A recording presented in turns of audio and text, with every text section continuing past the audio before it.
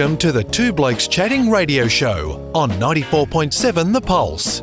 Music, interviews, news, and, well, two blokes chatting. Now, here are the two blokes. Good morning to you, Mr. Didge, out there. Are you fishing well? Not fishing well this morning, just standing well this morning. Oh, that's a good. Don't go down near the car park then, because there's a sign saying no standing. Oh, okay. No, I don't want to do that. And that's joke number 2 out of the 3 that you're allowed for the rest. I'm doing well, aren't I? Yeah, I think he needs a limit, Didge, without doubt. We haven't had you on for a while, buddy, which means there's a lot of fish have been caught since we last spoke to you. Where have most of them been caught? Yeah, listen, it's been a powerhouse, actually. The fishing's been sensational. It's still same old, which is sort of one of those expectations after the commercial netting ended, that rather than the fish being dispersed, we thought they might just school up and you'd have to find the schools, and that's been the case the last couple of years. And it's still the same today. You know, you get out there and have a bit of a look. The waterfront's been a hot spot. There's flathead down there. There's pinky snapper down there. Tons of those snotty trevally there in really, really good numbers.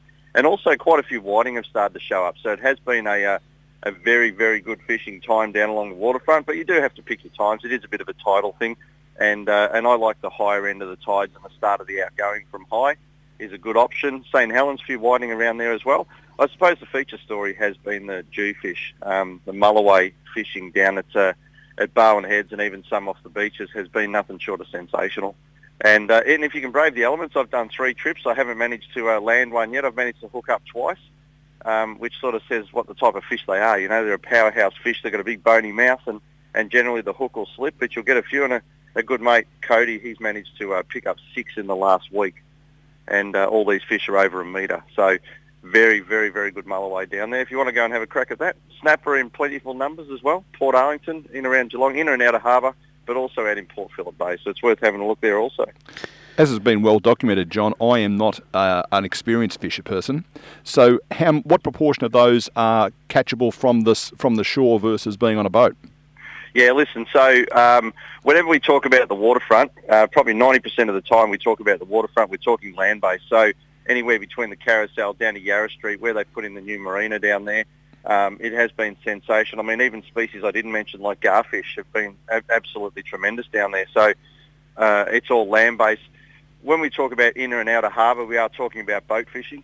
Guys getting out there in their boats and having a bit of a look around. I mean, places like Mud Island out in Port Phillip Bay, it's got tremendous flathead at the moment, very, very good numbers and good sizes, only accessible by a boat. The guys at Barwon Heads getting the mulloway, they're accessible mostly by boat because you need to be away from the crowds. They don't like the crowds. But in saying that too, early morning, if you're down there at sort of 6 a.m. fishing the deeper holes, maybe around the sheep wash or somewhere, you're probably in the hunt for a very, very good fish. John, on a slightly negative tone, we do know that the fishing world was turned on its head when coronavirus first started and you weren't allowed to go and do what you do best. Probably fair to be judged as an overreaction of the time. The second wave is coming. This situation is going to come up for debate again. Are you pretty confident that your organisations, based on the previous ban, would be probably better equipped to maybe have fishing allowed in, even if it is a little more controlled, at least not completely banned? Listen, mate, in all honesty, between me and you... and both our listeners. Yeah, both your listeners, and our authorities in recreational fishing are probably likely just to roll over and let them do what they've got to do. I put it quite plainly. Victoria was the only state that had fishing and golf banned. Every other state you're allowed to go fishing, you're allowed to play golf, but it was regulated, very heavily regulated. They're in pretty good stead at the moment. You know, they're pretty good stead. People managed to get out and enjoy their lives, where for us, we did everything we could to get out. You would fake a shopping trip so that you could go get food just so you could go out. You know, things like that happen. So I think that one thing is that if the government was listening, it has proven that you can't take those activities away from people because they're just going to find another way. And when they find another way, that means they congregate in large groups and social distancing will not happen. Well, I went to a hotel for lunch on Thursday, let's call it one in Grovedale for the sake of argument. The lady there had told me, because I have to produce my licence to prove that I am a local, and they'd had 8 people in 3 days had come in with a Melbourne postcode on their licence. She said, I asked them how they got past the roadblocks. They said, we just made up a story, told them we were coming down here to work. Yeah, and that's exactly what's going on right now. I can tell you in Port Arlington, which is where I live, my supermarket down here is inaccessible during the earlier parts of the morning, so they're sort of around now actually. You go down there, you'll probably be likely to line up out the front. If not, you'll go in. They keep saying that they're all locals. They're not locals. I mean, half the houses in my street are from Melbourne people. Yeah. You know, and this is what's going to occur right across the country. A friend took 3 hours to get to Phillip Island because of the traffic last night. You know, these things are happening across the board. You know, they should have just kept stopping every single person on the highway, but when they did, you know, they started letting everyone through. Now, when it hits peak hour, they only stop the average car here and there, and that's it. Yeah. We chatted with Jen up on the Murray River last week, and I was talking to her during the week, and that whole border crossing thing has just become a debacle as well. Yeah. Yeah. Listen, I suppose they do the best they can do. Yeah, absolutely. Yep. At the end of the day, the Murray River is the actual border between Victoria and New South Wales. Sorry, no, it's Queensland then. Victoria and New South Wales. I know hundreds of people up there that just get in their boat and go for a cruise up the river. At any point in time, they can step off and go. At any point, they don't, but at any point in time, they could. Yeah. It's impossible to police. You just do the best you can do.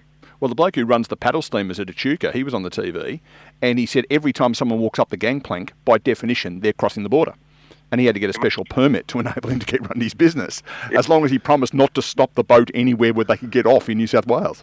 Yeah, no, that's right. And this is what's going to happen. But you know what, as far as the fishing side of thing goes, people just need to stick together now. I know that things are sort of a bit up and down. Geelong hasn't been too bad, but, you know, we need to just focus on the fact that we have a different variety of sports we do, whether it be fishing or golf or whatever else it might be. And if it is an individual sport, which fishing and golf are, if it is an individual sport, then as long as we can maintain that activity, that'll prevent the hordes of people. And I think Chadstone Shopping Centre is a perfect example of that. Yep.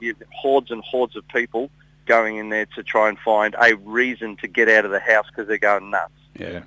Yeah, and I mean, in my head, the fishing thing seems to be a relatively straightforward thing. If, for whatever reason, the government decides that we need to shut down activity for people in Melbourne, for example, then, you know, they can't go out to do fishing. If you're in a place like Geelong or wherever where the restrictions are lighter, it's a no-brainer. It should be allowed. It seems to be reasonably straightforward to me, but I'm just a simple man.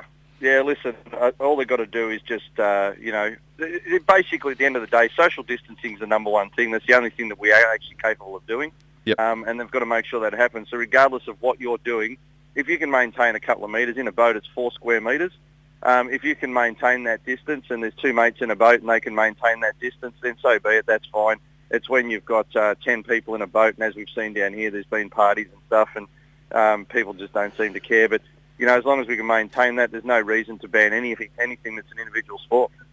So inland fishing, where this is the easiest, you go down to the bank of a river or take a tinny out onto a lake. The fish still biting in that neck of the woods as well? Yeah, mate, listen, there's been a big fish stocking campaign. If people driving around Geelong would have seen the fisheries truck, which does all the stocking, cruising around Geelong during the week. So we've had fish stocks go into places like Tullarook and Purrumbete. They've all seen fish. That's been sensational. So those fisheries are still quite good. For the guys that want to head up around Eildon, listen, the size of the Murray cod coming out of that place, soon they're going to start eating rocks or boulders or boats or something like that because they're absolutely massive. They're over the metre mark. And it's not something you're going to catch every single day, but if you put in the hard yards for a few days, you're in the hunt to get a good fish out of there over a metre, which is a fish of a lifetime when it comes to cod. So Eildon's another hot spot. Up around places like Hayfield, heading up into Gippsland, they've been quite good. If you had seen social media during the week, we had the mouth at Marlow, which is the Snowy River. Also at Mallacoota, they both went into flood and the mouth blew open and was released. Which was fantastic news for those waterways because they were suffering a bit. And Lake Tyers, which is the one that tends to get left behind, it actually went up 6 inches. It's the first time that the sand flats have been covered in 2.5 years. That's a good thing. Goodness gracious. Yes, so we've got water up there as well, so it's worth heading up that way and having a bit of a look. I'd just leave it for maybe another week and let the water settle down just a tad and get a few tidal changes into those waterways like Mallacoota and Marlow, and then you can head back up there. And of course, Mallacoota would be very pleased to see the odd tourist, I would have thought, in recent times.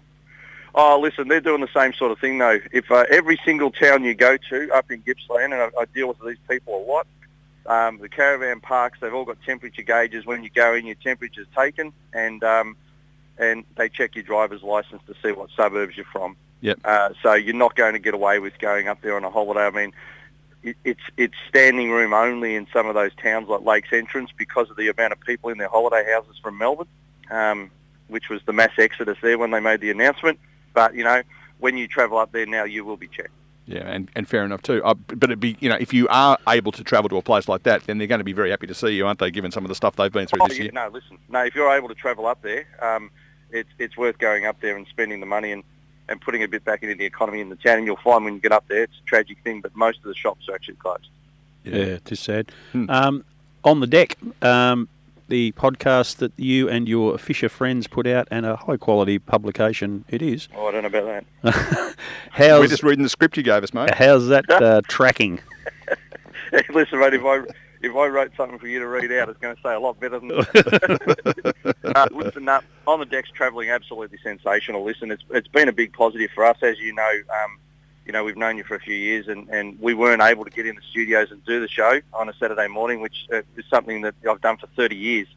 On the Deck podcast gave us the ability to still stay out there and also change the show up a little bit, get a bit more tech in there, mention a few more brands, which we can't do on community radio. And it's been nothing short of sensational.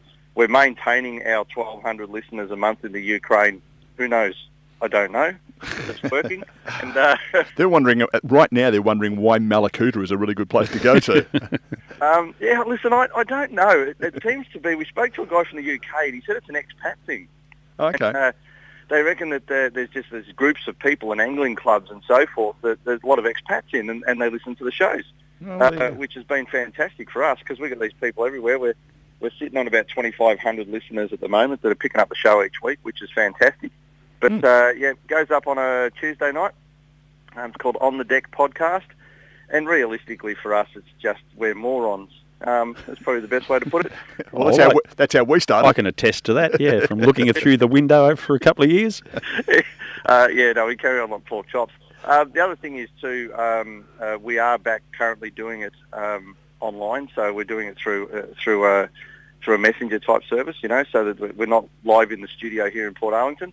But that'll start again in a couple of weeks' time. So excellent, good stuff. Well, John, we better let you get down and catch a fish, and we'll go and talk to some other people. What do you reckon? No, that'll be fantastic. Thank you, guys. Have a great day. Good on you, John. All the best. I did avoid the opportunity when you were talking about schools to say that there's no point looking for them because they are all closed at the moment.